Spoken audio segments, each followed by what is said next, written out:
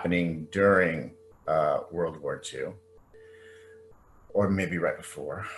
And there's a lot of things that are factors in the development of this work. Okay. Now, this is the beginnings of abstract expressionism. And this artist is hugely important as sort of a founding father to abstract expressionism. This is Arshil Gorky. Gorky, forgive me, I don't remember his original name. Gorky is a name that he gave himself because when he came to America, he is an Armenian American. When he came to America, he felt like being an Armenian, I guess, wasn't special enough. So he would tell people that he was, Arshil Gorky, this exiled Russian prince. Okay, so he took a Russian name. Developing this sort of mythology about himself.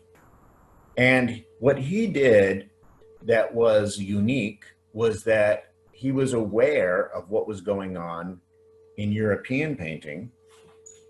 And he took two art movements that didn't really go together, surrealism and cubism, and tried to fuse those two things together to make something new, okay? So that was why he's so important. Now, what happens in New York is that you've got this condensation of artists that are all here in this one little area, okay? And before this period in time, really, if you told people you were an artist, people would just assume that that meant you were a bum, that you were somebody who didn't really want to work. And, because nobody really knew what artists were in the United States, right? So, they would know what a commercial artist was, but other than that, they didn't, we didn't really have this tradition of fine art painting. So to be that, you sort of were an outsider in New York. And Gorky, in about, I don't know, about the late 30s maybe, was wandering around New York one night, and he sits down on a bench, and he's smoking a cigarette. All the abstract expressionists were smokers. Pretty much everybody in society was at that time. And a guy comes and sits next to him, and the guy looks down at his feet and sees he's got paint spatters on his shoes, and the guy has paint spatters on his own shoes. So he says to Gorky, "So what do you do?" And Gorky said, "I'm a painter. I'm an artist, I'm a painter." And this guy says, "Well, I am too." And so Gorky says, "Well, why don't you come to my studio?" Okay. Now that artist was this artist. That was Willem de Kooning. Okay, Willem de Kooning, who becomes really well known as one of the great abstract expressionist painters, right? And Willem de Kooning had been schooled formally in art schools, so he had, gotten work as a commercial illustrator and done, posters and things like that for advertisements. So he was really well schooled in representation and painting. But he was attempting, this is a little bit later, but he was trying to come to terms with surrealism, certainly, in the work that he was making at the time that he meets Gorky. And Gorky had never gone to art school. So the two of them go to Gorky's studio, and when de Kooning sees Gorky's work, he's shocked, he's taken aback, because this person who'd never gone to art school was already light years ahead of him in the development of a new sort of vocabulary of painting, which was something that de Kooning was looking for too. In fact, all of the abstract expressionists had this idea that they needed to take painting to that next level, okay? To that, to create a real avant-garde sort of art. All of them thought that. So we start off with just de Kooning and Gorky, but then that group grows and grows and grows. And these guys actually did, in the same way that the French did. The French would get, together, and they would meet in cafes or bars and talk about, what was important in art and society and things like that. So the abstract expressionists started to do that too. They started actually meeting in bars. They went to the Cedar Tavern, in New York, or they even rented a space, sort of a clubhouse, where they would all get together and they would meet and they would argue about what painting was, what it needed to be, what it had to be. And most of them came to the consensus that it had to be completely non-representational, completely abstract, okay? No reference to anything outside of itself. Now with Gorky, he's taking certainly a lot from surrealism. The other thing that helps with the development of painting in America is the Depression, okay? When the Depression happens, we have something called the WPA, the Works Project Administration. And what that was an idea that the government had to get us out of the Depression, all right? And so what they said was, we need to invest in infrastructure, in building. And when we do that, we start building roads and highways and dams, things like that, government buildings. In fact, a lot of our infrastructure now was built then, okay? So the highways originated in the 30s, the dams originated in the 30s, all that stuff, as they tried to get America back to work. And at one of these meetings, somebody says, well, what about the artists? We need to get the artists back to work. And thankfully, nobody at the meeting said, who cares about the artists? Artists weren't working before the Depression. Why should they be working now? They didn't have that attitude because, it was a Democratic administration. But they said, yeah, the artists, we need to get the artists back to work. And so they created two divisions for artists, the easel painting division and the mural painting division. So they felt like, we're going to build all these government buildings, post offices and things like that. And so we're going to need to have, artwork. Maybe for a post office, we have a nice mural, or a school, we all have a mural. And maybe for, a government office, we're going to need paintings inside the offices. So we'll have these artists make things for these buildings. And all you had to do as an artist in New York was submit a portfolio, and then you had a paycheck, okay? Now, this was revolutionary. Artists had never been paid for their work before, are suddenly getting a steady paycheck.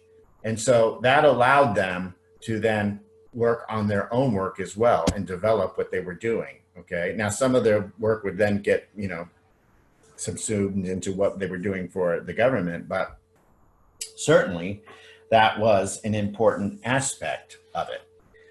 And the other important aspect, in just the same way that World War I influenced the development of Dada and Surrealism, World War II caused Europe to come to us. So we had an influx of European painters coming to the United States, artists. André Breton, the founder of Surrealism, comes to the United States. Dali comes to the United States. All these people, Duchamp's in the United States. All these people are in the United States. And so these Americans now are getting to see real artists, and real artists with the attitude that, of course we are relevant to society. And of course we're important. That becomes really important to the way that these Americans look at themselves, okay? Now, André Breton, when he comes to the United States, he gets a job working for Radio Free Europe, and he's doing, radio broadcasts and things to occupied France. And when he came here, he had the attitude that, I'm in America now, but, I'm not going to learn English just because I'm in America. I speak French. If you are educated, you speak French. So, and if you're not educated, I don't want to talk to you. So he had this very sort of chauvinistic attitude about his status as a European artist, right? And he also understood the primacy of surrealism. He was the godfather of surrealism. So surrealism to him was art. The two things were the same, okay? And so the surrealists would allow some of these Americans to come to some of their little surrealist meetings, okay? And what Andre Breton said about Arshil Gorky was that Gorky is the only one who gets it. He's the only one who understands what we're trying to do. These other Americans, they're too stupid. But Gorky gets it, right?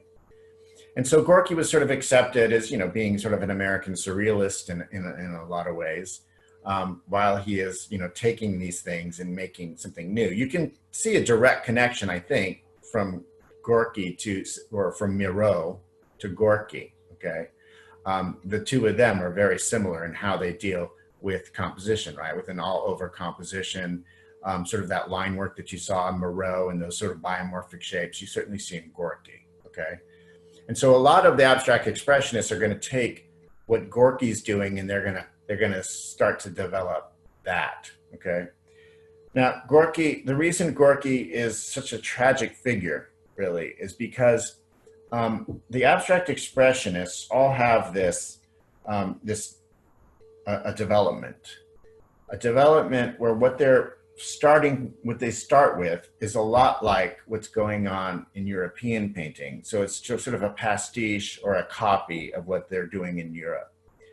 And you could make that argument that that's what's going on in here, that it's really just sort of a rehash of Miro, even though maybe it's a little bit more painterly than Miro. So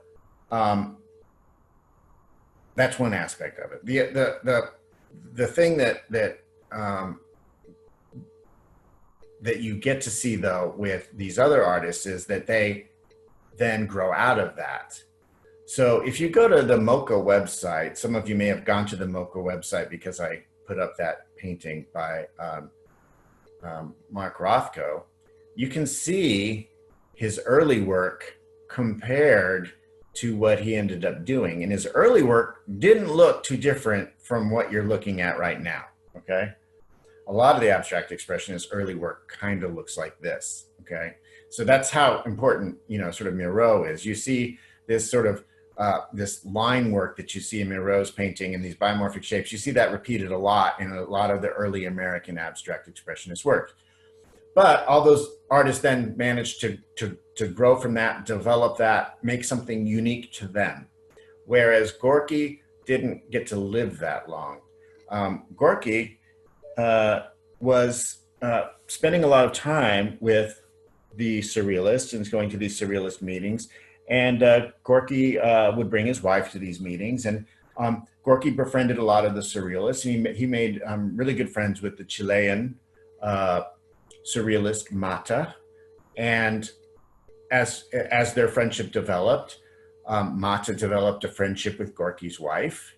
And that friendship developed even more. And pretty soon, Mata is having an affair with Gorky's wife. Gorky finds out about the affair at the same time that Gorky finds out that he has stomach cancer. And so Gorky kills himself, he hangs himself, which you're going to see that sort of subplot to a lot of these abstract expressionist painters. A lot of the abstract expressionists are depressed. But anyway, so he kills himself. And so what in the development of painting, a timely death can be a good career move.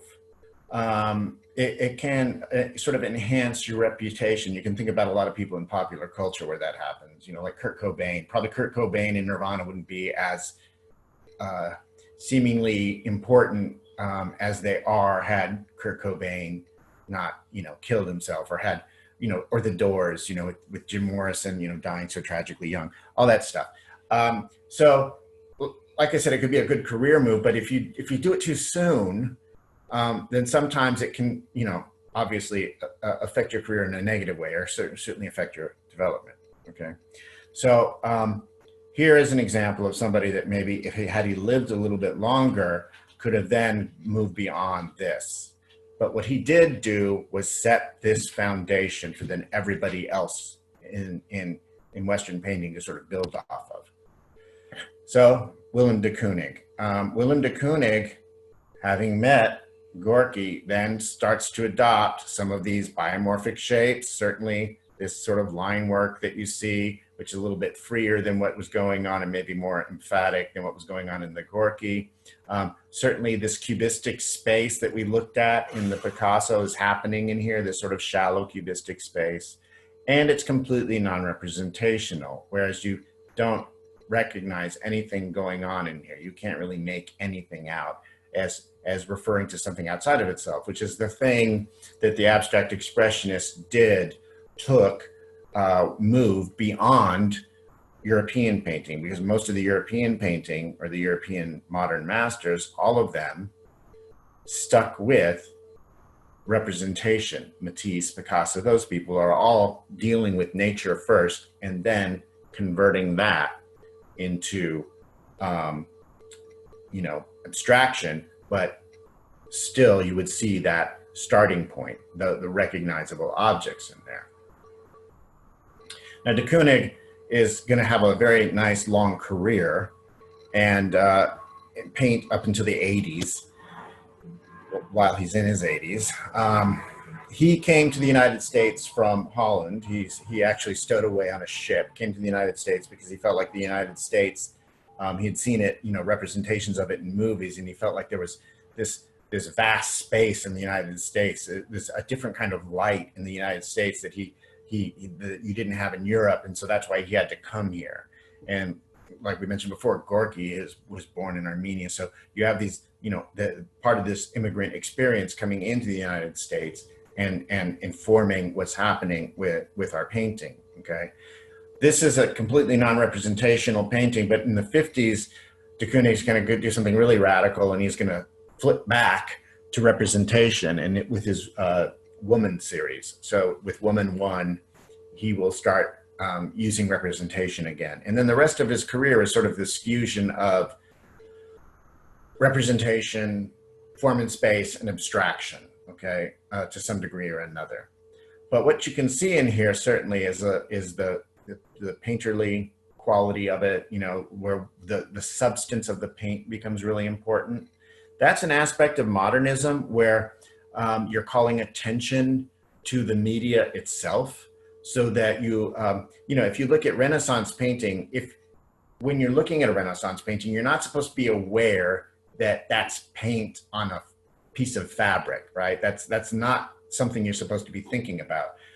But with modernist work, oftentimes it is something you're thinking about, and that's by design. If you think about what it's like to read modernist literature, the idea that you're reading something, that the author might address you, and instead of you feeling like you are, thinking this story or something, the regular narrative structure, like say by a writer like James Joyce, the narrative structure becomes sort of a framework for all these other things that are going on, and you can't read Joyce without really being aware that you are reading. Okay, I mean, it becomes foregrounded in a lot of ways, as it does in, say, modernist cinema, where you've got Russian cinema, where you have the use of montage and editing, where you become very aware of the editing.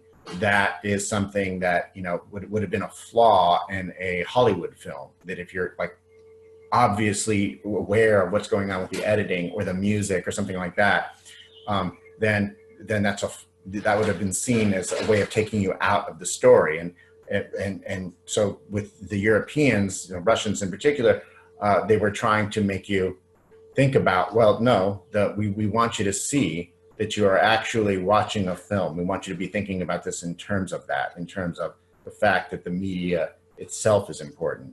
Or in, say, a play by Brecht, where the actors will actually go into the audience, will actually address people in the audience directly. Okay, again, taking you out of the experience of just seeing the play, witnessing the play, and making you a participant. It makes you then aware that you are in this dramatic situation, right? So foregrounding the media becomes really, really important in the development of Western painting in the modernist era and then the postmodernist era. this is Franz Klein, and Franz Klein meets de Kooning.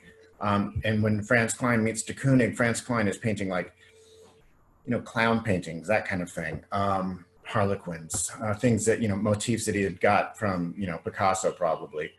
And then after meeting de Kooning, he starts, in fact, a lot of the abstract expressionists go through a black and white period. I think that's kind of important. And when you think about, the development of painting, a lot of times color gets in the way of what you're trying to do. In fact, Franz Klein did make some color paintings, but they were never as successful as his black and white paintings. Now, what makes Franz Klein so interesting is that you've got, these things that read maybe as line, right? But there's certainly movement, okay? And the primacy of rhythm and movement in Klein's work is really evident, okay? Certainly completely non-representational. Klein was all about that calligraphic mark. Klein would take a telephone book. So for you young people that don't know what a telephone book is, it's this big, thick book that used to be in every single telephone booth, and you don't know what those are either. But he would take these big phone books, yellow pages, and he would open it up to the first page, and he'd get a bottle of ink and a Sumi ink brush, and he would dip it in the ink, and he would make these strokes and go to the next page, fill up the whole book with these sort of marks. And then he would tear the pages out and isolate them or combine them in ways of trying to come up with some of these compositions. Okay, so that's what's going on in them. And, a cursory reading of this is that it's just black lines on a white ground, when it actually isn't. He's painting in the white as well. You can kind of see the brushiness in here. Certainly he's the idea of the primacy of the media, right? So you can see the drips. The drips, again, would have been seen as a flaw in painting up until now, whereas here it's just a way of foregrounding the media. So it becomes really important, not just black drips, but white drips, okay? So these are things that are going to be really, really important for painting as it progresses. And then we talked about Pollock and Pollock's importance. Now, Pollock was somebody that when someone told him, I think it was actually, drawing a blank on his name, Hans Hofmann. So he met Hans Hofmann, and Hans Hofmann, who was a teacher, he wasn't Pollock's teacher, but Hans Hofmann told him, well, you really should draw and paint from nature. And Pollock's answer to that was, I am nature. So what Pollock is saying is, because he is this natural thing, he is, the marks that he's making are then going to represent nature, all right?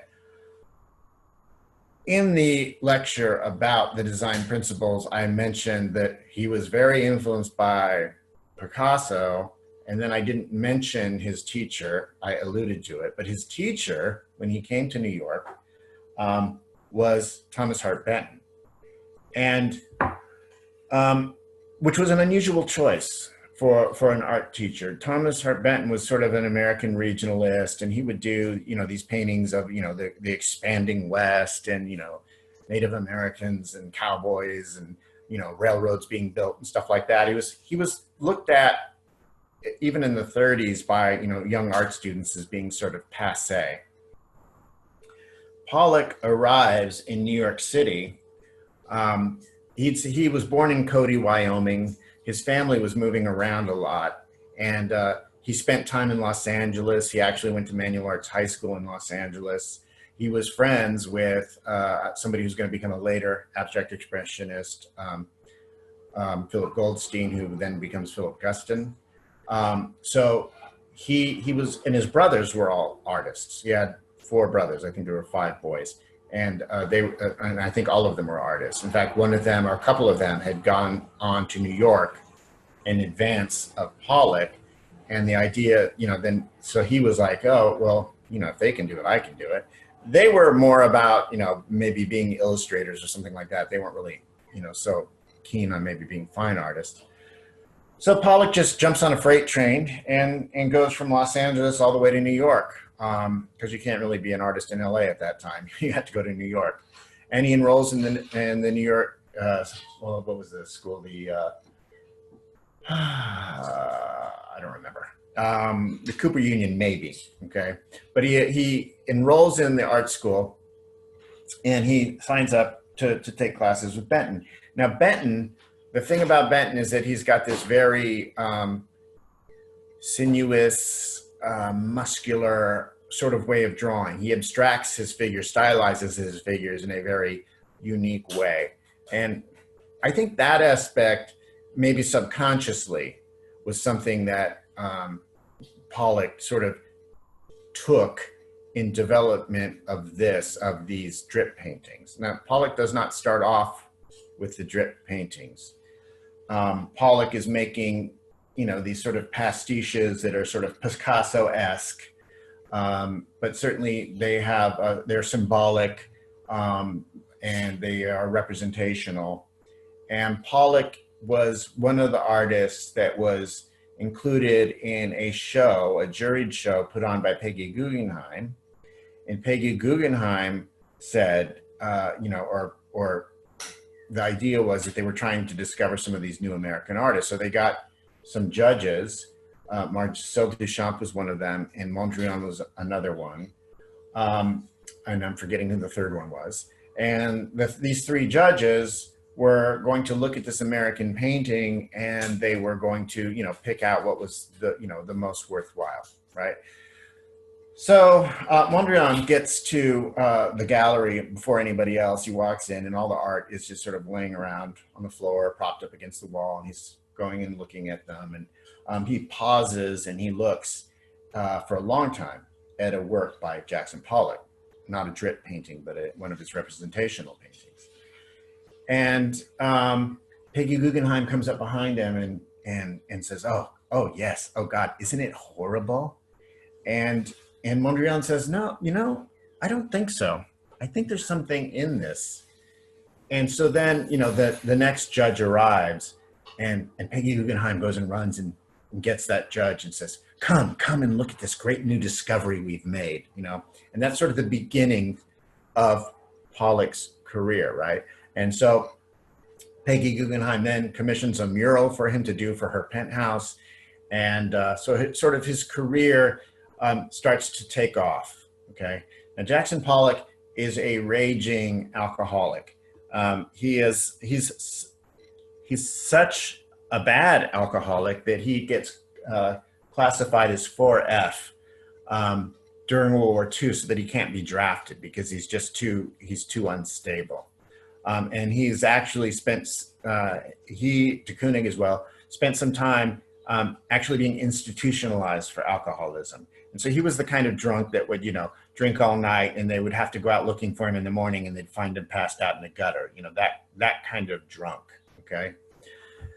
Fortunately for him, and maybe unfortunately for her, Jackson Pollock meets Lee Krasner, another artist. They're in a show together, and she knew all the artists that were in the show, but she didn't know him, so she went to his studio to introduce herself. And immediately, in walking into his studio, she realizes that this guy is way ahead of her in the development of his work.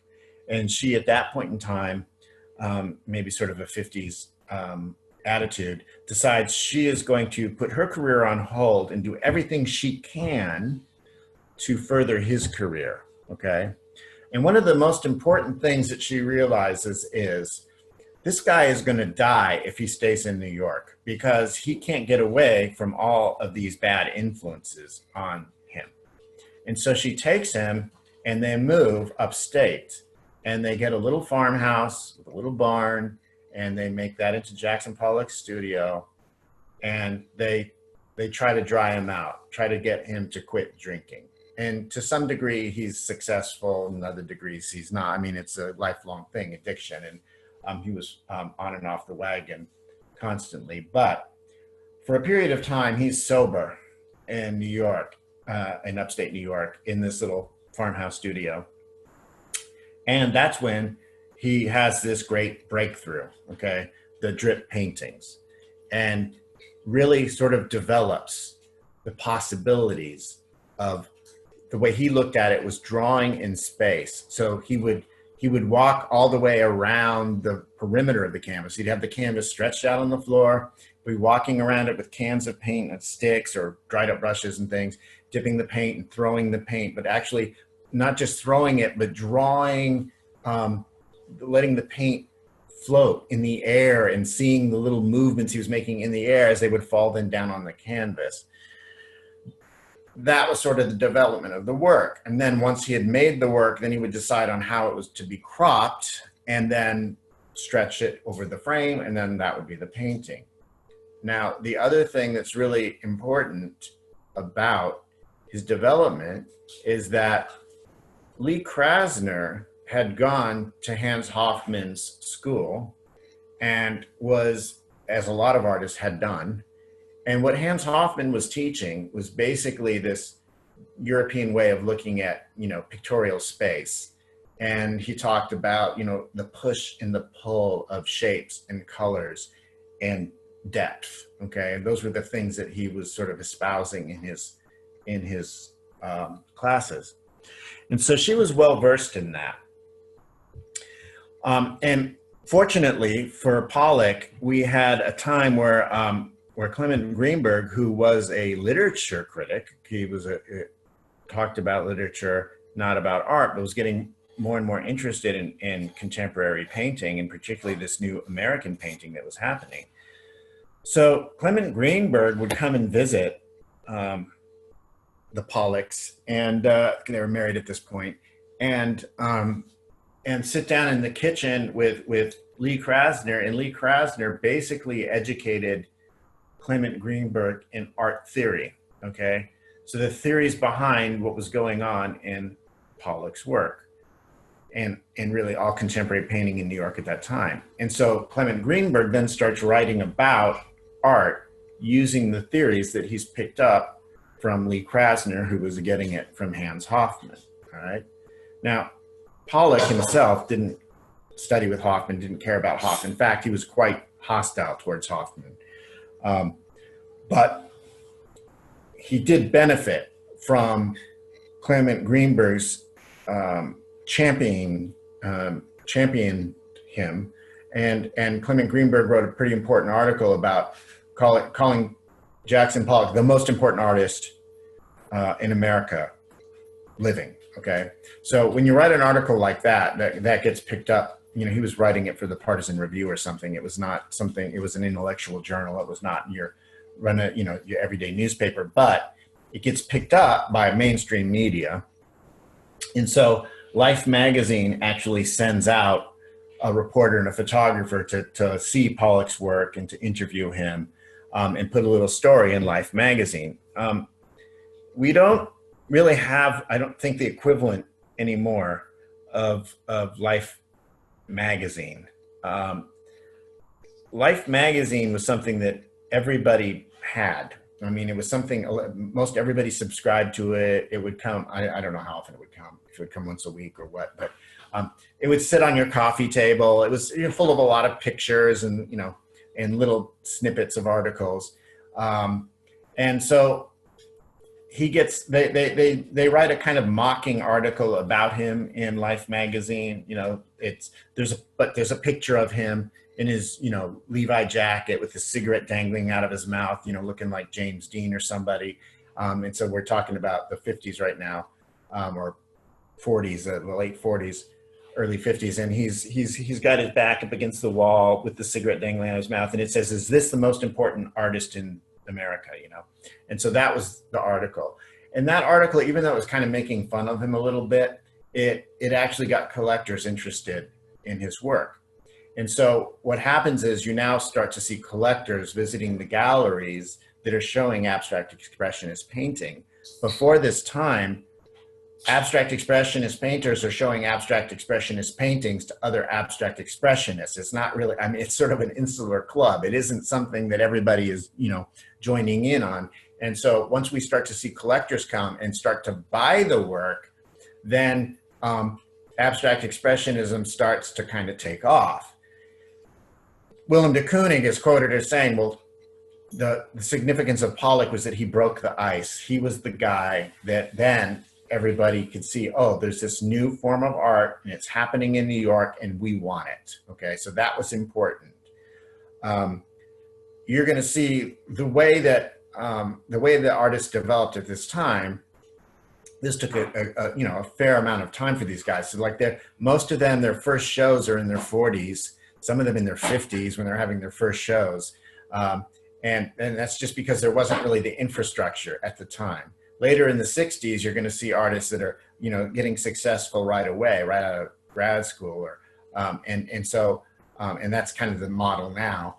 That if you want to be a fine artist, you sort of have to go to graduate school, and then you go on to a major city, and then you start your practice. But in these days, it was a little bit more organic as to how that developed. And here, this is a painting by Hans Hofmann. So with Hans Hofmann, he didn't show these right away. It wasn't until the late 50s that he started showing, even though he was making work, obviously, before the abstract expressionists. So a lot of his theories, this idea of, how do these colors work? How do they exist in space? When you've got something like that, where you've got this blue and this red right next to each other, how those two colors vibrate, how they react to each other, really impacts how you're perceiving the spatial relationship of these shapes, right? So that is real important to what Hofmann is doing. Hofmann really sort of educates a whole generation of painters in New York. And not just that, but then a lot of those people will then go on to careers and then maybe get hired in universities, and then, go throughout the country to these, universities like, let's say, Iowa, and then, teach art to these undergrads, and they'll all be giving them Hofmann's theories, so that these undergrads then get Hofmann's theories. And even though they never studied with Hofmann, they are sort of, they have his DNA in them. Okay, so that's why he is significant. And then this is a painting that you saw, a painting a lot like this, if it wasn't this exact painting, on the first day, right? That I put this painting up and everybody panicked because they thought it was a black slide. And this is Rothko. Now, I mentioned before the idea of, death is a good career move. With Pollock dies tragically in a car crash. And so I think that helps with his, his myth, the live fast, die young kind of thing. And then Mark Rothko, he does get quite successful, and then does kill himself. He sort of opened his arteries and bled to death. And but he did it after he had achieved the success, after he had developed his painting from those, sort of Gorky foundations into what you see here, this sort of contemplative, spiritual type of abstraction. Okay, and I talked about that in my little introduction, but for me, this idea that you could have this sort of emotional reaction to an artwork when there was so little going on in it, right? It's just rectangles inside of a larger rectangle. That to me was magic, right? And so the idea, though, when you see this work just reproduced like this in a slide, it doesn't really read. One of the things that's important to abstract expressionism is the use of scale, where they were making really large paintings. Pollock was part of the mural division in the WPA, so he got to see work for the, in a very large scale, and that made him start to think about, oh, I could make work in a large scale as well. De Kooning starts working really big. A lot of them start working big because they are getting studio space inside of factory buildings, old, abandoned factories that have a lot of space in them. And so when you've got a big space, then, it encourages you to make big work. Where most of the French painting that was leading to abstract expressionism. All the French studios were like little apartment buildings, right? So they had little spaces and they were making little easel-sized paintings. So, you know, a painting like this could be 15 feet high, right? When you're dealing with scale, your perception of the work becomes completely different, and you can almost become subsumed by the space of this large surface. This artist I mentioned when talking about Jackson Pollock. So this is Philip Guston. This is Philip Guston's early work. This is Philip Guston's later work. Philip Guston in the 80s, when I was going to grad school, was kind of talked about, and this is the kind of work he was doing, was talked about as being sort of the painter's painter. And we'll talk about that piece in a minute. Oops, sorry, didn't mean to do that. But this stuff, this is what he was doing when he came to New York. Now, like I said, Philip Goldstein knew Jackson Pollock in high school. The two of them were in the art club in high school, at Manual Arts High School.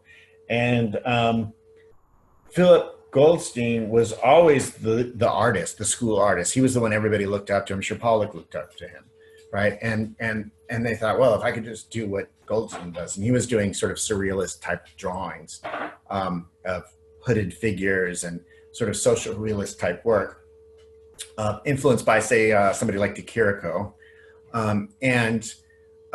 So that's what, you know, his little followers sort of were looking at in Manual Arts High School. But it's Manual Arts High School, right? So it's not really going to, you're not going to change the world from Los Angeles. So when Pollock goes to New York and gets the success, Goldstein's thinking, well, hell, if he can do it, I definitely can do it because I'm better than him. And so he does. He goes to New York and he starts painting these very polite sort of abstract expressionist paintings. And that's kind of what they are. They're polite. They're very sort of European looking. They're based on a sort of Mondrian grid structure. They have an almost, you know, sort of impressionistic, sort of shimmery pastel-like quality to them. They're just, you know, they're nice. And so nice wasn't really going to cut it, because you can see with abstract expressionism, a lot of those people were making this really sort of in your face, you know, challenging type of work. And this is like a way of maybe making it a little bit more palatable. Like, well, you can understand it now because it's sort of got this French coloration and French mark making and French structure to it, right? So it's a way of making it, you know, more useful to the masses maybe, or just certainly more, you know, in the same way that Pat Boone records Tutti Frutti by, you know, Little Richard. It's a way to make people sort of accept something that seems threatening. Okay, so that was sort of the rap against him when he was an artist in the 50s. And had he just kept doing this, you know, I don't think anybody would care about Guston at all. It's when he gets to this that people take notice. There was just a great show at Hauser and Wirth of drawings from this era. And so what's going on in these paintings? First of all, my own experience with Guston, the first time I saw one of these later Guston paintings, it was one of those life-changing moments, because I saw that painting and I don't remember the context, but I do remember when I saw it, it was before I'd ever seen a reproduction of any of these. And it must have been some type of survey show. And I saw it and I thought, that is the ugliest painting I have ever seen in my life. And so when that, I mean, that's something, right? So the ugliest, you have to think about, well, why? Why is it ugly? What is the thinking behind that? Forced me to sort of investigate a little bit. So what Guston is doing is he's taking some of that surrealist imagery that he was doing when he was in high school, and he's representing it in a more cartoony, sort of personal way. And so these things have a kind of nightmarish quality to them, right? So you've got this thing which looks like it can be a profile of a face, but it also looks like it could be, you know, testicles. So there's this psychological component to it. In fact, the drawing show that I mentioned, he's doing a lot of these caricatures of Richard Nixon, and Richard Nixon has got this great face for caricature. It was almost made for it. And he transforms Nixon's face into, a penis and testicles in a lot of them. I mean, it has that direct reference to them. And he, again, having a very sort of scary, nightmarish quality, but also funny. I mean, a lot of them are funny. He's got a lot of his paintings are like these hooded figures that look like Klansmen, driving around together in convertible. But they don't look threatening. They look like clowns. Okay, so it's this weird amalgamation of the unconscious and humor, abstraction and representation, surrealism and realism. These things that he's fusing together that are making these really sort of compelling, interesting works. Now, would I want to hang it on my wall? Yeah, I probably would, but not everybody does. Okay, so it's that challenging. Sometimes work is so challenging that it's really even hard to look at. One of the things you might notice, though, is the coloration is very similar. He seems to want to use this sort of red-blue thing happening in a lot of these abstract paintings, and that the emphasis on pinks and reds and blues in a lot of these paintings is evident. So that's another thing that's sort of interesting.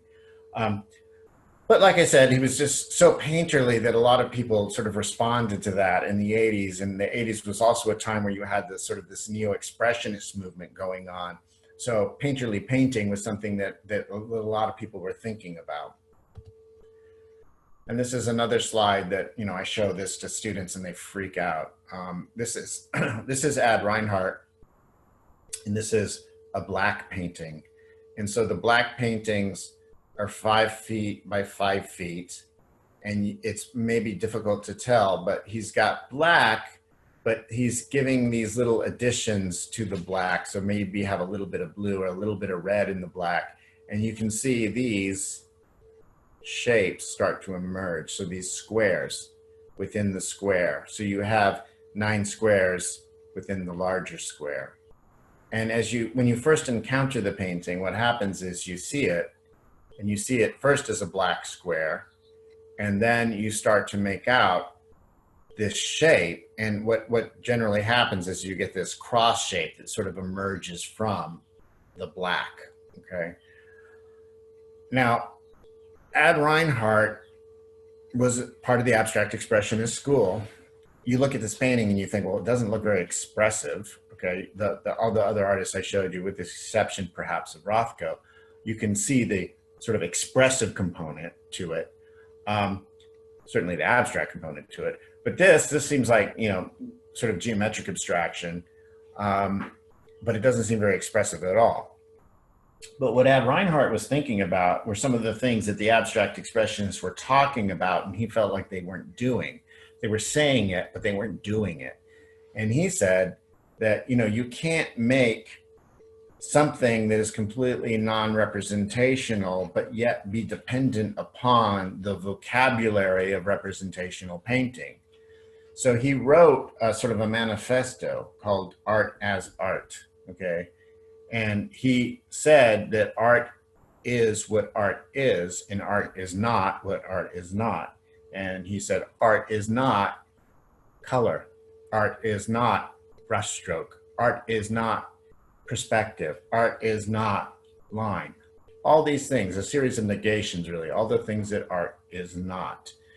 And what he felt like was, if you were going to get away from, content and imagery, the only way to do it is if everybody painted the same painting. And then that way you would dispense with the idea of representation, and the representation, say, of inner states, which is kind of what the abstract expressionists were doing. And so he said that if everybody's going to paint the same painting, then what everybody should paint is a 5 foot by 5 foot black painting. And then once we do that, once every artist is painting that painting, only then do we get rid of content, okay? Now, of course, that is a very sort of a dead end, right? You can't really, once you hit that, that's sort of the last painting, right? So and maybe Reinhardt thinks that he's made the last painting, and now painting can't exist after he's made this last painting. Okay, thankfully, painting does, as you will see, continue. But again, a very sort of radical idea. Now he's going to become very influential to the conceptual artists for a very important reason. For the one thing that he leaves out when he's talking about art is what art is and art is not what art is not, right? He never says in that manifesto, art is not painting, okay? He never says it. And the conceptual artists are going to make that statement. Art doesn't even have to be painting, okay? So you can think about, well, then what, where's the art if there is no painting or if there is no object, okay? And that's what a lot of artists have been doing since that time, since the 70s, coming to terms with that idea. And then this is Barnett Newman. Don't remember which painting this is. It could be Joshua. I'm not 100% sure. But with Barnett Newman, what he's doing, and again, he's still an abstract expressionist school, but he is, it doesn't look all that expressive. His big sort of innovation were these things. I want to say it's a line, right? But he would say that he doesn't want you to call them stripes. Okay, they're not stripes. He calls them zips. And so he describes what the sort of the development of his work when he sort of arrived at this. He had sort of, I think what he had done is he masked off an area on the canvas and then he painted around it and then he pulled the tape off and he saw this thing, this zip. And so he then spent his career sort of developing that. Now, Barnett Newman talks a lot about sort of the sublime in painting. And his idea is that even though it's abstract, it's got to hold up to the art of the past. So that when you're responding to a painting like the Sistine Chapel by Michelangelo, you're responding to sort of this sublime emotion, okay? And what Reinhardt said, I'm sorry, what Newman says is that the same emotion needs to happen when you're looking at an abstract painting, okay? Now you can agree or disagree whether or not this achieves that, okay? But he certainly felt like, he had achieved it. One of the things that the good thing about Newman is that he was a great theorist. And so he did talk a lot about, what was going on in abstract painting and what abstraction should be about. And he was one of the major theorists of abstract expressionism. But, and a lot of people came to painting because of him. So I had an instructor, a painter named Jeremy Gilbert Rolfe, who was my instructor at Art Center. And he talked about, because when he asked me, well, who is it that you got, why did you want to become an artist? And I told him what I told you guys, it was Mark Rothko that made me want to be an artist. And he said, yeah, that's what most artists will cite is either Rothko or Newman, okay? And so for him, it was Barnett Newman that made him want to become a painter. And when you see his work, you can kind of see that. I've met a lot of people who said Rothko was the artist that made them want to be an artist, but I haven't met many people who said Newman. So I might disagree a little bit with my teacher. But what he responded to in Newman, because Mr. Gilbert Rolfe was English and living in England, and he saw these paintings and he felt like in America there must be the same feeling that I think that de Kooning had. America must have this vast, immense space for them to make paintings like this. So I can't make paintings like this in England, so I have to go to America. And so he did. And he actually did spend some time with Newman and, sort of certainly studied under him for a while and then developed his own sort of theoretical sort of structure for what he was doing and what a lot of postmodern people were doing. So he was so Jeremy was kind of important. He was important for my development, but he was important for a lot of people that went through Art Center at a particular period in time. And this is Robert Motherwell. Robert Motherwell was one of the first generation abstract expressionists. He was one of those people that that the surrealists would kind of make fun of, because he would, he was educated and tried to talk to them in French, and of course French people love that when Americans are speaking to to them in French, because they will mock your grammar and things like that. But anyway, I don't want to sound like I don't like the French. I love the French. But anyway, so Motherwell, what his big development was this sort of this motif that you will see in a lot of his paintings. It's this very similar composition. It's called the Elegy for the Spanish Republic, and it is its genesis was from a small gouache, like 5 inches by 5 inches, little thing that he had done, abstract gouache drawing, painting. But it so resonated with him that he spent the rest of his career painting, if not hundreds, certainly close to it, okay, of versions of this. So LA County, if LA County ever opens again and has a space that they can display their permanent collection again, they have one of the Elegy paintings in their collection. You can see a lot of them. There's a lot of different versions of them. Generally, they're this coloration. So you see the black and the white and the ochre. That's generally what they are, but not always. Sometimes they're in oil. This one looks like it's oil. Sometimes they're in acrylic, because he starts to use acrylic, which up until now, we haven't seen any acrylic painting yet, because acrylic hasn't been invented. But you are going to start to see that with some of these abstract expressionist painters. So definitely, for me, there was a show when I was first starting out. I was an undergrad at Cal State Northridge, and there was a retrospective at LA County of Motherwell. So it was the first large survey I'd seen of an abstract painter. So he was important to me, and so maybe more important to me than he is to others. A lot of people look at him as being sort of a minor abstract expressionist.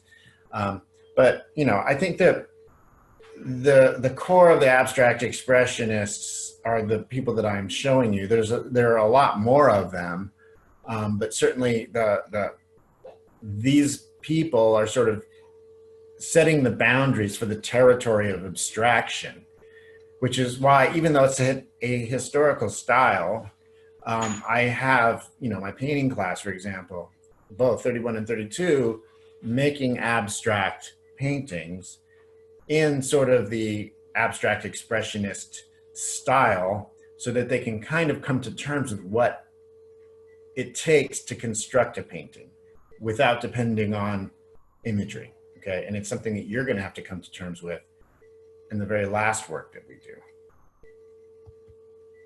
And then this is an example of Lee Krasner's work. Once, she's living with Pollock, and then, he starts drinking again. He's starting to resent her as being sort of a boss, and, that kind of thing. And their marriage kind of starts to fall apart. And then once that happens, then she is able to sort of unentangle herself from all his stuff and start concentrating on her own work. And this is a really nice Krasner, certainly developing that all over compositional style, very painterly.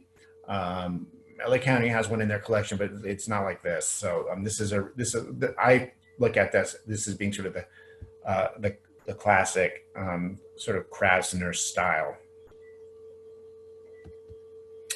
And then this is what's considered a second generation abstract expressionist painter. This is Joan Mitchell. And Joan Mitchell is taking the vocabulary of de Kooning and maybe Krasner and those people, And, you know, just sort of using that as a framework, you can certainly see the painterly quality of it and the drippiness of it. I never really thought too much about her work. And then later, I would say, going on maybe 8 years ago, maybe, there was right around the time she died, there was a show of hers at Gagosian. And Gagosian's space in Beverly Hills is a really nice space, and it has the skylights and things. It's a really great place to see work. I saw a bunch of her later paintings, and in that light, and they were awesome, awesome. And so I became a fan at that point. The thing that were interesting, the things that were interesting about her work is she starts to use symmetry in her painting, even though it's very painterly. And they have a very pastoral, sort of almost landscapey feel to them without being, you know, kitschy looking like landscapes, because they don't. I mean, they're not really landscapes, but they have that sort of, you have that feeling of, you know, atmosphere that you would have if you were actually in a landscape, which I thought was kind of interesting. So certainly a very masterful painter. And then this is something completely different. So this, in the 50s in England, we have something that is more, you know, there's a British figurative school. And this artist is Francis Bacon.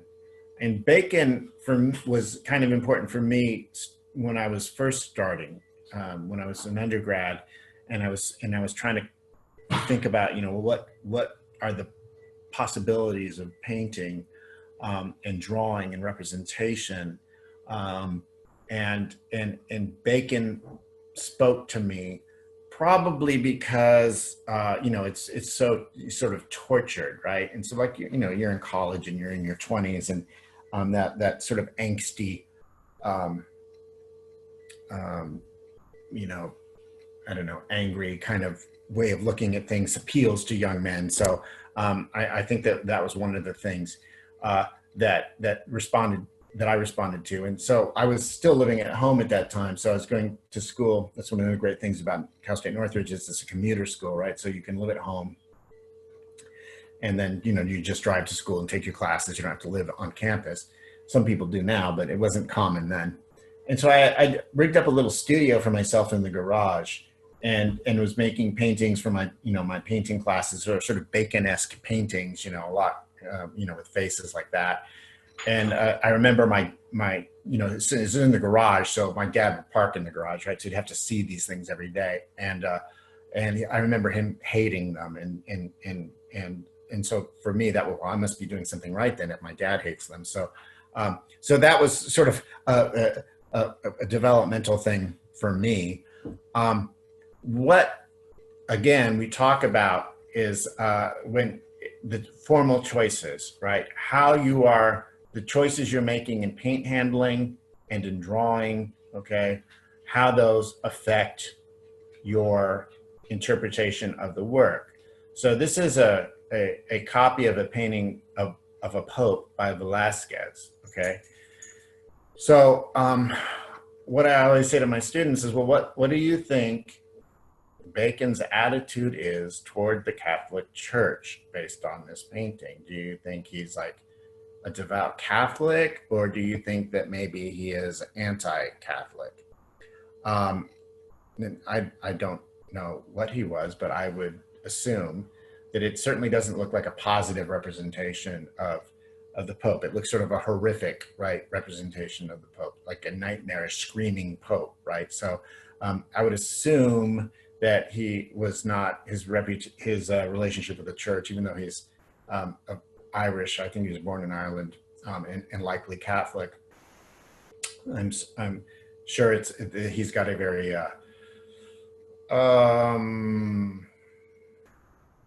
mixed feelings, let's say, mixed feelings about the church. He himself was gay, and at a time when that was not something that was spoken about so much. And he was also into sadomasochism, and that when you look at his paintings, you might go, oh, okay, well, I kind of get that. They all have this sort of, tortured look about them. And he does fragment figures oftentimes, not so much in this, but he cuts figures up in a way like, say, Picasso would do. And then this is another British figurative painter, recently died. This is Lucian Freud. And Lucian Freud actually was Sigmund Freud's grandson, and was a painter in England. And the thing about Freud's later work, he starts off doing sort of vaguely surrealist looking painting. And then when he's doing these kinds of things in the, by about the 80s, till his death in the 2000s, he's making these really thick encrusted surfaces, right? And these very fleshy nudes. And oftentimes he's got this very high eye level looking down on them. So it's almost in a predatory way. And he builds these things up, and so when you see them in person, they're even, I mean, you can tell that is layer after layer after layer of very thick paint, okay? And so he takes a great deal of time, which is to make these, which is why he paints from life.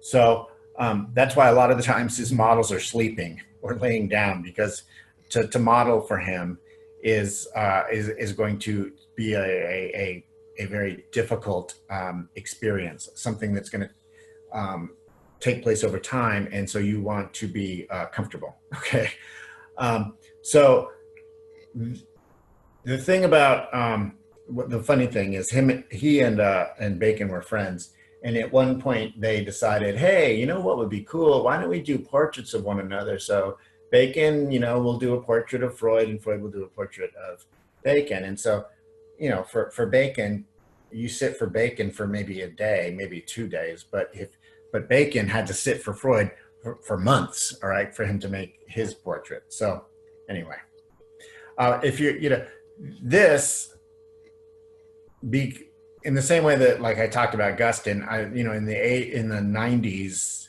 in the aughts, a lot of people, were talking about Freud, and you can see his influence on somebody like Jenny Saville, who is, who right now, if you care about such things, Jenny Saville has the record for a woman artist for selling her work for a certain amount. So she has the highest price for a female artist in history. Okay, so when you look at her work, which is good in its own right, it isn't necessarily completely beholden to Freud, but you can see and I'm pretty sure she's British, and I'm not 100% sure whether or not she studied with him, but you can see the influence of Freud in her work.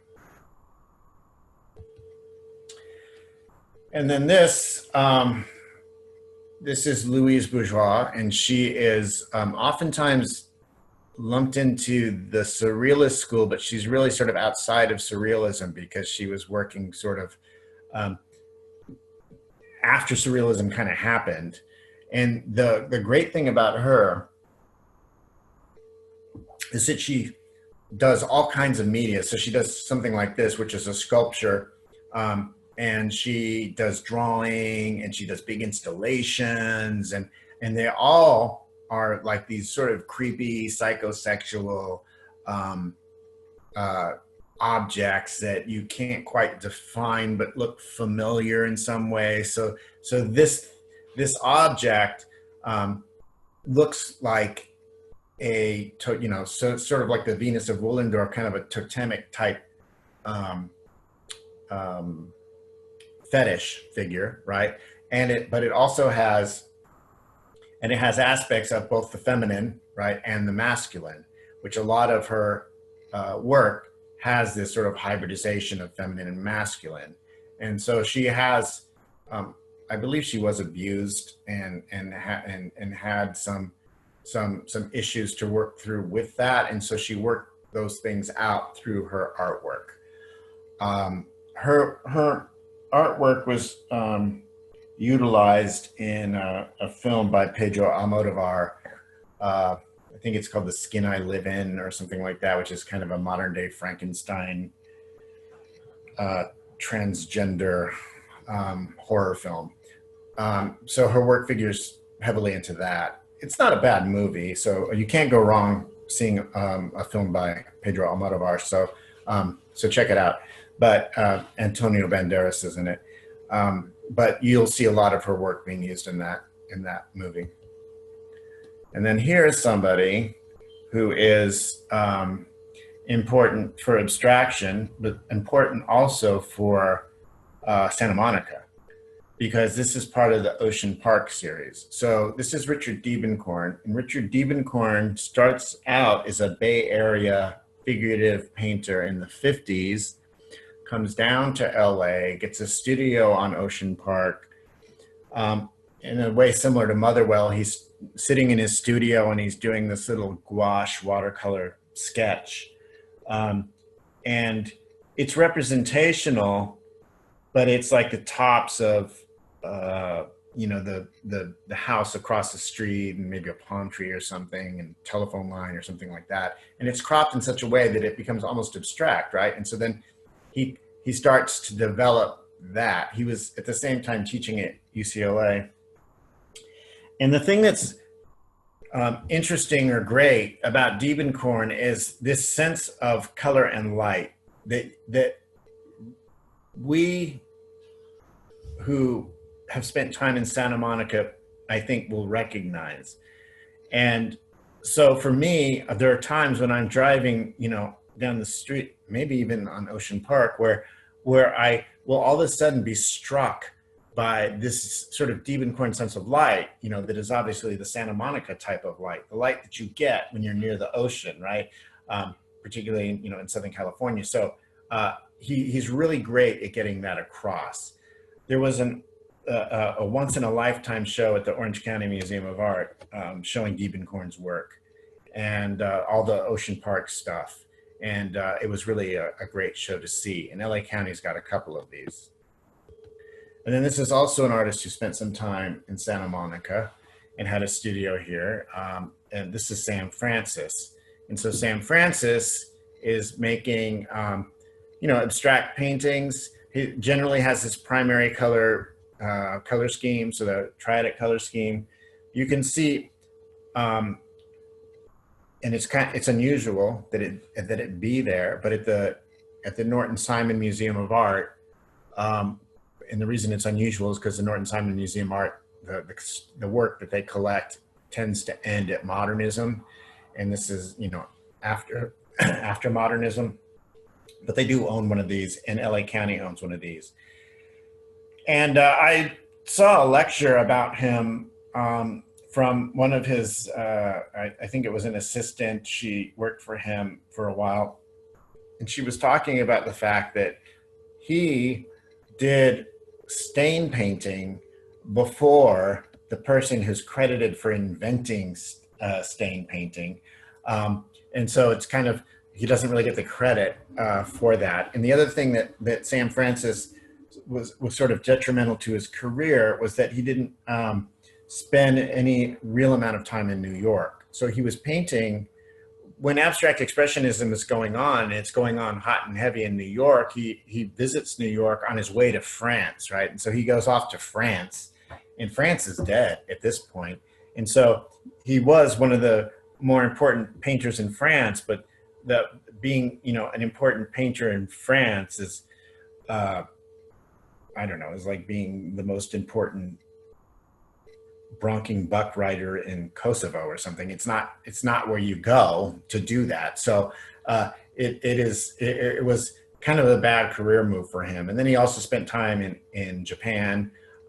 So he never really wanted to for I don't know for what reason, maybe he felt intimidated, but he didn't ever spend a lot of time where this type of work was being celebrated. So it did impact his career, and he probably would be better, more, he's well known here in LA, but he'd be more well known throughout the world, I think, had he spent more time in New York.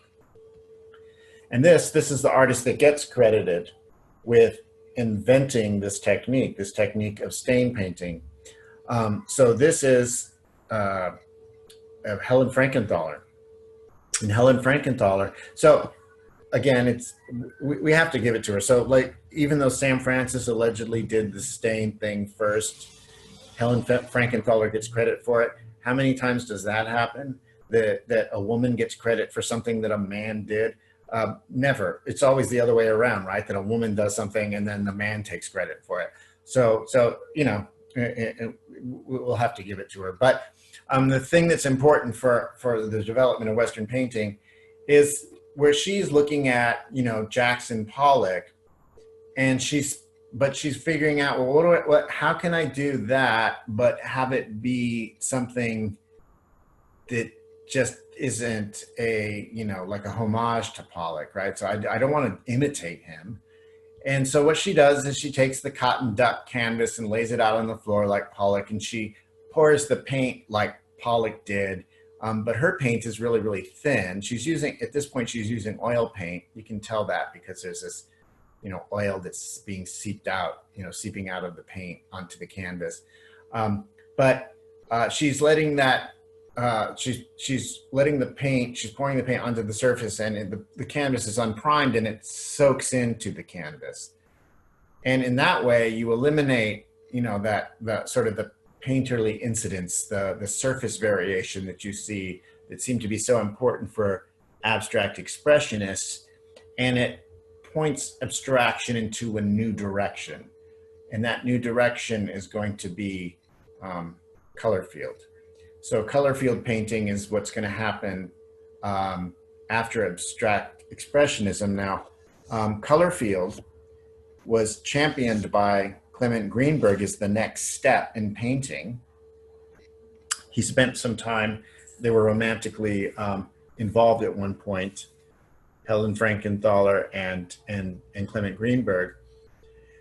And then Clement Greenberg actually brought some other artists that he had seen in Washington, D.C., who were doing things that he thought they would relate to what she was doing.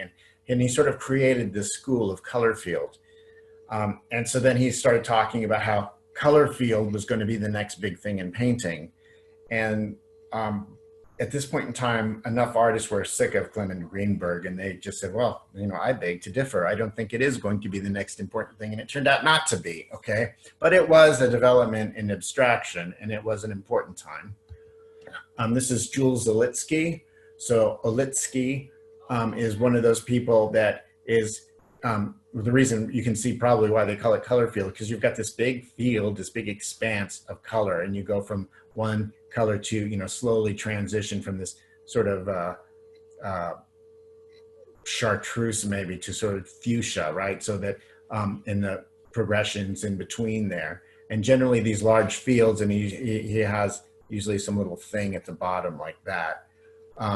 So Olitski was part of that color field movement, as was this artist, Morris Louis, who these things are really, really big. And so what he would do is he'd take big buckets of paint and pour them so that they would fall down like that. And sometimes they would mix together, and sometimes he would keep them separate. L.A. County's got a great one of these.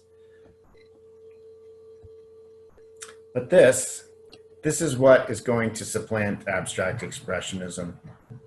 And it's kind of interesting in the development of art. And we talked a little bit about this artist and his significance. This is Jasper Johns, and Jasper Johns is looking at abstract expressionism, as you can see, because he's got these, you know, very painterly ways of making marks. But you can also see that what he's using as a way of composing is an arbitrary system of 0 through 9. And the scale of the painting is based on the scale of these individual units that are going to contain the numbers, right? 0 through 9.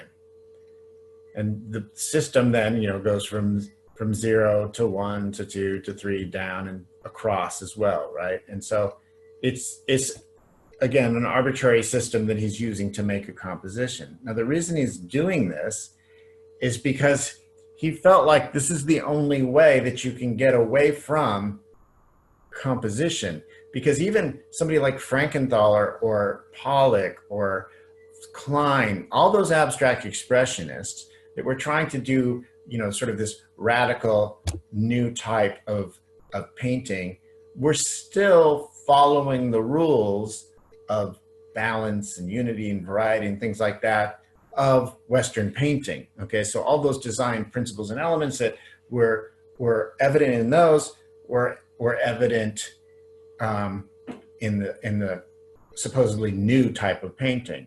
So Johns figures the only way you can eliminate composition is to base it off of something like pattern or something that that already exists. Okay, so numbers or letters. He does one of the alphabet, maps of the United States, those kinds of things. So that was his way of getting away from composition. Now, we talked about with Johns, one of the other significant things, it's not so evident in this, but he is going to start using actual space, and actual space is something that the minimalist artists that come after him are going to jump on. And then taking imagery from popular culture, things that are, images already to start with, and then representing them. That's something that the pop artists are going to take from. So what Jasper Johns is usually considered a proto-pop artist, the beginnings of pop art. And that's sort of his niche. He's still alive for now. But he's, getting up there in age. And so for a long time, he had the record for the highest price at auction for a living artist, but I don't know if he still has that anymore. But certainly his work has been, important, but also popular. He just had a retrospective at the Broad not too long ago. And then this artist is somebody, also a proto-pop artist, somebody who was working with Johns. They had a relationship at a point in time. They lived together, and they had a studio together. And this is called Rebus, and it's Robert Rauschenberg. And so with Rauschenberg, you can kind of see, oh, well, definitely representing these images from popular culture, funny pages, and pictures and posters and things, photographs, collaging those onto the canvas surface. You can see how that could be sort of the beginnings then of pop art, but still holding on to the painterly mark, right? Now, the interesting thing about pop art is it's I believe it's one of the first decidedly queer art movements, in that you've got two artists here that are sort of laying the foundations for pop art, that are gay, and the idea that they are sort of expressing, both of them, is that they are making a homage to the abstract expressionist aesthetic, while they are also making fun of it a little bit, okay? That's the theory of camp. And camp is a very queer idea. The idea that you can make a homage to something and make fun of it at the same time is a very gay idea. And it didn't really exist in straight culture. So imagine, say, a drag show, where men are dressing as women, that they are paying homage to femininity, but also making a parody of it at the same time, a very queer sort of idea. So it's hugely important to the development of pop art. Not that all the pop artists were gay, but a lot of them were. The other thing that was interesting about pop art was that it developed in 3 different cities simultaneously without the artists knowing each other or knowing what one another were doing. It's almost as if it was in the ether. So you had, it made sense that it would develop in New York because you had, you know, the New York school, and they were sort of reacting against the New York school. If you were a New York school painter, an abstract expressionist painter, you had to be a man, and not just a man, but you had to be a macho, you know, macho kind of man. And if you happened to be a woman, like Joan Mitchell, and you wanted to be part of that group, you had to behave as if you were a man. Okay, so you couldn't be, you know, overtly feminine and sensitive, right? If you were going to be taken seriously as an abstract expressionist. With gay men, because a lot of the, you know, to be an artist in the 50s, a lot of people assumed you were gay anyway. So these they used to call the New York school the macho painters. So these macho painters, people would say, were compensating for this idea. So when somebody was overtly gay, they looked at that as being threatening, and they didn't really want them to be to associate with them. So there was a certain outsiderness that happened with Johns and Rauschenberg and then the pop artists, where they weren't going to get to be part of that abstract expressionist club. So then that means they would have to start their own club. And that's what happens with pop art painting. So I mentioned that it happens in New York, and it happens in London, and it happens in LA, all three cities at the same time. And these artists don't know each other, and pop art is beginning. So this is not pop art, and if you had to locate this in the history of painting, you might guess that it is abstract expressionism. But this is Cy Twombly, and Cy Twombly was actually educated at the same place that Robert Rauschenberg was. They had both gone to this place called Black Mountain School. It was in, I think, North Dakota, and that school was kind of a forerunner to a place like Cal Arts, where you had, it was multidisciplinary, and you had, they hired a bunch of artists to teach there, like fine artists from New York. So they brought them in. So de Kooning taught there, and Albers taught there, and people like that. And so European artists. And so you had this group of artists, they all had to live there because it was out in the middle of nowhere. So you had this great cross-pollination, and you had these artists working with students in, you know, developing, this was probably a criticism of Cal Arts as well. You had sort of a commingling of students where the structure of teacher to student was sort of broken down, and cross-pollination was happening in every way you can imagine, not just multidisciplinary, but also actual pollination. But anyway, so the fertilization. So the idea going on there was sort of a revolutionary way of looking at art training. Before, you sort of had this atelier sort of model. The way that a French artist would have learned to be an artist was that, you know, you would go to a school that a French master was sort of the main teacher, you know, in. And and this sort of exploded that. And so not only did you had masters there, but you had a bunch of them, and they all had different ideas and different biases, and they'd all, you know, argue with each other about what it was right and what was not. And, you know, it just created this very fertile ground for artists to develop. So Robert Rauschenberg, you know, became an artist there probably, and so did this guy, Cy Twombly. So Cy Twombly, Robert Rauschenberg, and Jasper Johns were all part of some type of love triangle, allegedly, and I don't know how that worked out. I don't know the who was cheating on who or what, but anyway, so they probably were bouncing ideas off of each other. But if you look at how Twombly handles the surface, you can see how in a way that's sort of different than abstract expressionists, because abstract expressionists are dealing with that sort of Hoffman-esque push-pull of space. And here, Twombly is dealing with a surface, and he's treating it as a surface.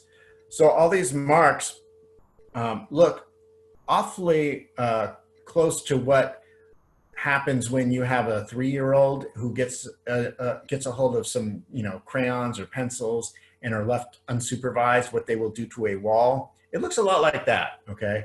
And so you'll see a lot of the sort of scribbling he even has some paintings that are based on chalkboard and chalk kind of motif, so that the surface of the support is covered in chalkboard paint, and then he just scribbles on it with chalk. And so when you're dealing with that, then the space of the object itself becomes really important. So that's kind of how it gets lumped into this protopop movement. But also certainly it is abstract, and it does bear some relationship to abstract expressionists, right? The other great thing is I always like these sort of pinks and these fleshy colors that he's doing, and the mark making. For a lot of people, Twombly is a bridge too far. Like they just look at this and they go, "Oh, this is ridiculous." And so a lot of times when students first see it, they really have a hard time with it. I love it personally. And when you see them in good lighting situations, like recently, right around the time that he died, they had a couple of them. I believe it was at LA County Museum of Art, but in that Renzo Piano building, the one with the escalator, top floor with the skylights. Awesome. Looked beautiful in that space. And then this is pop proper. Okay, so this is Andy Warhol, and Andy Warhol doing these silk screen paintings. So not only is Andy Warhol taking images from popular culture, but he's reproducing them in the same way that you would reproduce, these advertisements, right? So using silk screen printmaking methods, and yet presenting them as fine art. And this is James Rosenquist, and this is F111. James Rosenquist is somebody that is combining images. This is called F111, and the scale of the work is based on the actual scale. So it's the actual size of an F111 fighter jet. So here you just see the nose of the fighter jet, and then it goes back this way. And it can be seen all on one horizontal plane, or it can be seen like this in a room where they have to bend around the corner, and which is probably how it was originally seen. And so what Rosenquist did was Rosenquist starts off as a billboard artist. So he's painting these things like he would a billboard. And billboards used to be in New York, in the 50s, used to be hand painted. And there are still people that do that. So when you see them from a distance, they look very photoreal, but when you see them up close, you can see that they're obviously painted. They're made to be seen from a distance. Billboards are made to be seen from a distance. And what he does that's interesting is that he takes these images that really have no relationship to one another, but when he presents them together, they do, okay? And you start to see the connections that you can make with these things, so that you have the F-111 fighter jet, but then you also have, Franco-American spaghetti that he's painted. And then in the context of the fighter jet or the mushroom cloud, right? You start to think, oh, okay, well then these can be, tendons or something, or, innards and blood. And so you start to make that type of connection. He'll take things, formally that resemble each other, like the mushroom cloud and the umbrella, that are, close in form. And then this is a hair dryer, and the little girl in the hair dryer. The hair dryer looks very ominous, kind of like the cone of a fighter jet, right, or a bomb or something. And going on top of this poor little girl's head, you really start to see, even though she's happy, she's just getting her hair done, it has a very threatening feel to it. So this combining these images in this way is going to become really important to artists later.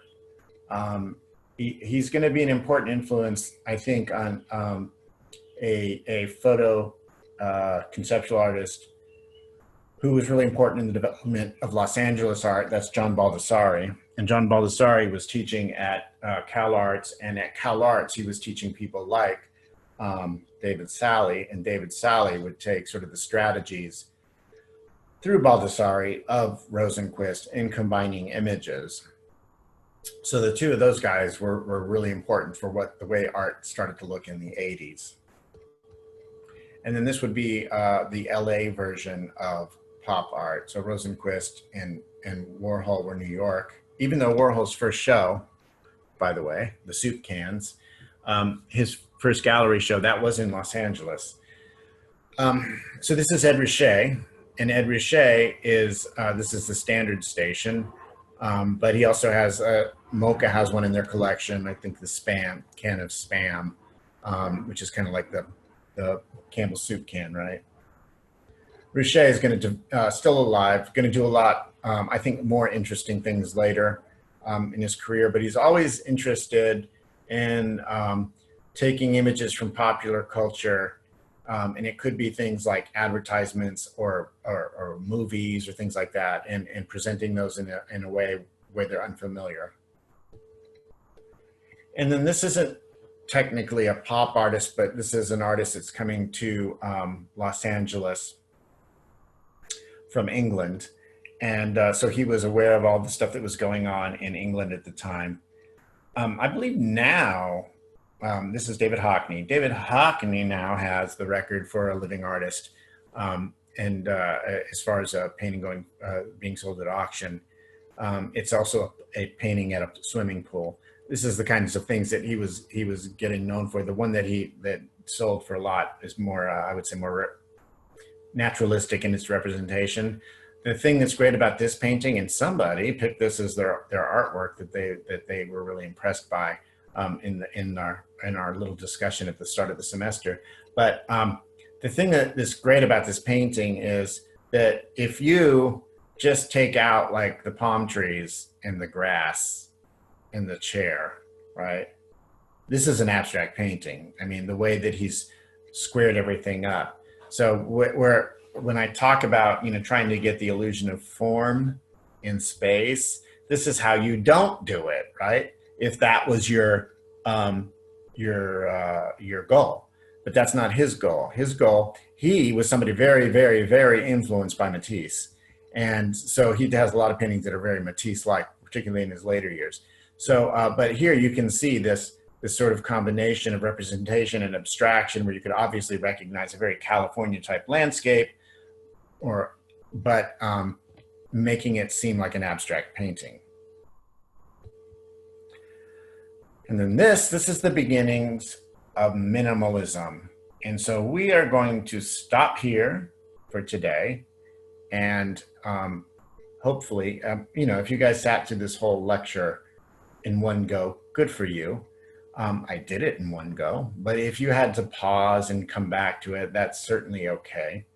The one good thing, the thing about slide lectures, not just giving them, but the thing about sitting through a slide lecture.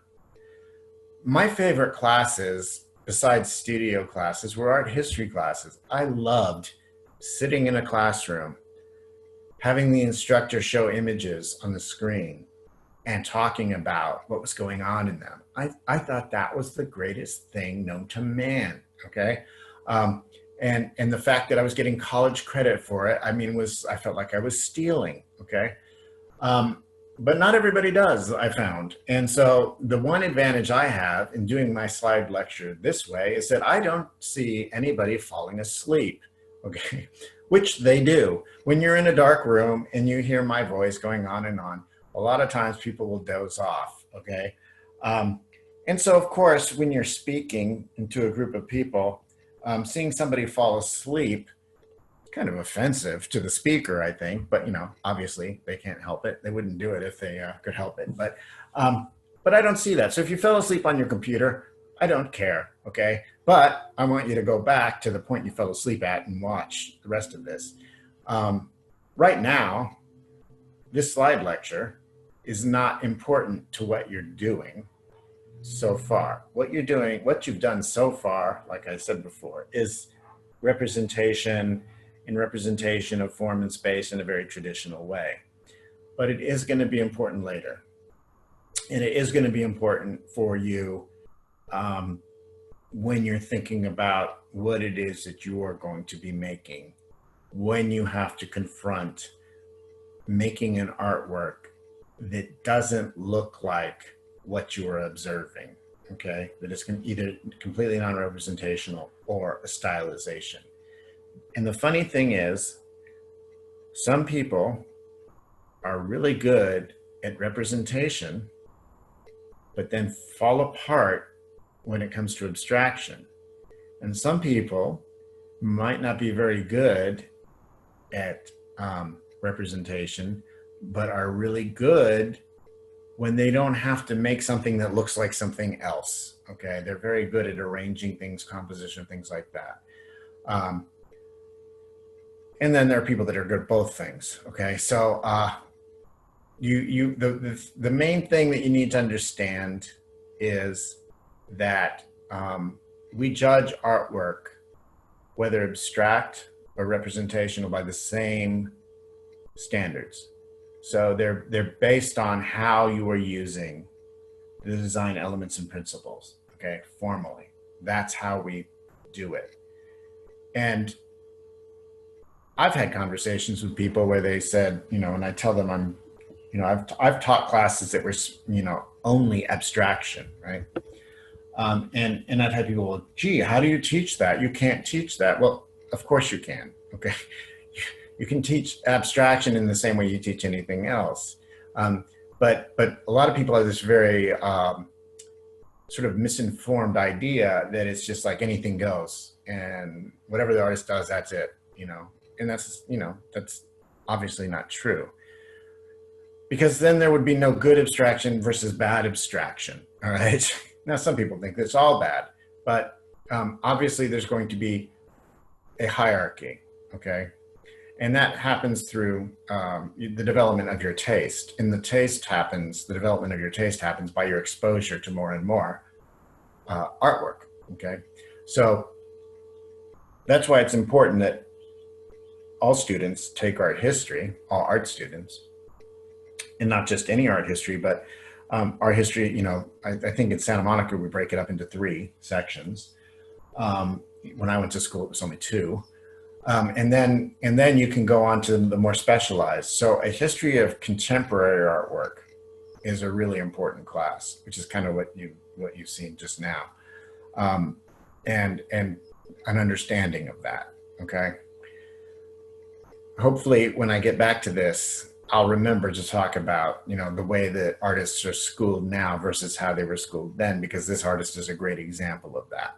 Okay, but we are going to end the slideshow for today here. We'll pick this up at some point in time, and you will get to see the rest of it. Okay, so I hope you all digest this and are ready for the next big show.